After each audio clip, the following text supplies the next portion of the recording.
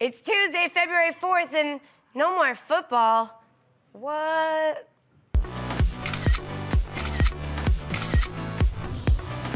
Welcome to No Filter, everyone. I'm Katie Nolan. Sorry I took a bit of a hiatus for yesterday, but we're here today, so let's talk about the Super Bowl, and then we'll get to some other top headlines of the day. Photos from the Super Bowl halftime show suggest that the Red Hot Chili Peppers didn't even plug their guitars in during their performance. So the halftime performance was a lot like the game. One participant was young and impressive, and the other was old and didn't really play. Mark Cuban tweeted that he bet $20 that the first play of the Super Bowl would be a safety, saying that the odds were 1,000,000 to 1, which would mean that he won $20 million. But shortly afterwards, he tweeted, "Psych! I knew that from the second he tweeted it, because $20 is more than anyone associated with the NFL has ever spent on safety." Broncos linebacker Sean Phillips received an adorable text from his son after the loss on Sunday night that said, "It's okay, Daddy, you're still my hero." It's so cute to see family members reaching out to people on the Broncos. Peyton got a text from his brother Eli. It just said, "LOL." Time Warner customers in Los Angeles lost the Super Bowl broadcast for over an hour on Sunday, or as Time Warner is calling it, a huge success. Browns defensive lineman Desmond Bryant was upset with his nosebleed seats at the Super Bowl, tweeting, "Thanks, NFL." And the NFL tweeted back, "Sorry we didn't get you confused with Des Bryant."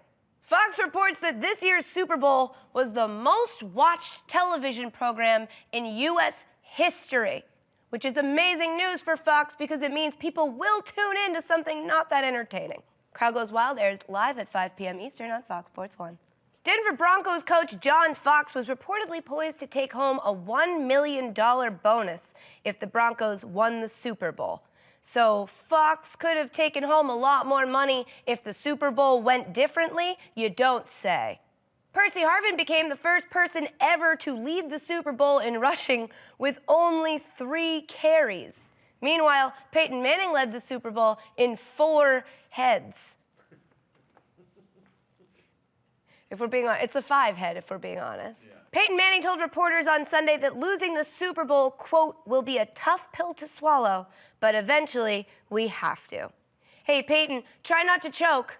PETA criticized Joe Namath's ridiculous fur coat that he wore for the Super Bowl coin toss on Sunday, saying, "Fur is for animals." Yeah, and coin tosses are for sober people, but Joe Namath just doesn't live by your rules. According to data from Pornhub.com, there was an 11% spike in porn viewing in Denver following the Super Bowl. You know you're a Peyton Manning fan when your big finish comes after the Super Bowl. In other news, Kleenex in Denver had a day. The abortion rate in the United States, you guys, great news, is the lowest it's been in 40 years. "You're welcome," said Antonio Cromartie. A man in Rochester allegedly bit off his brother's right ear after a Super Bowl party on Sunday. In the man's defense, they were out of wings. And those wings were made by Tyson.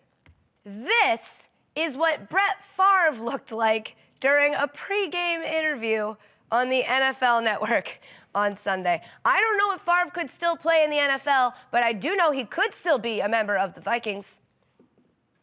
Sources say that he showed up to the game on a raft with a volleyball named Wilson. Joe Theismann says he would like Peyton Manning to retire following his loss in Super Bowl 48. Better than his other advice to Manning, break a leg. A teenage girl was burned from an iPhone 5 that caught fire in her back pocket while she was in class. This marks the first time that the sentence, "Girl, your ass is on fire," was not just an awful pickup line. That may or may not have worked on me 1 time or 2.